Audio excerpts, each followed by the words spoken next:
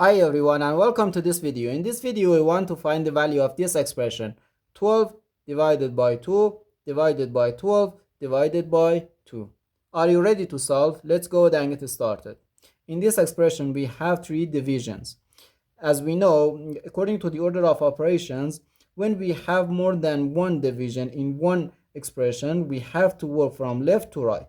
So first this division, 12 divided by 2 equals 6. So we have 6 divided by 12 divided by 2. Now we have to handle this division. 6 divided by 12. We can write 6 over 12. And here we have divided by 2. We can easily simplify this fraction. 6 divided by 6 equals 1 and 12 divided by 6 equals 2.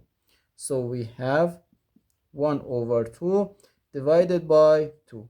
Now, according to the KCF rule,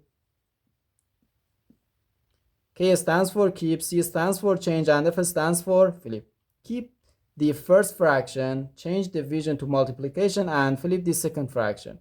We can write 1 over 2 times 1 over 2. And this is equal to 1 over 2 times 2, which equals 4. And 1 over 4 equals 0.25. So our final answer to this problem is just 0.25.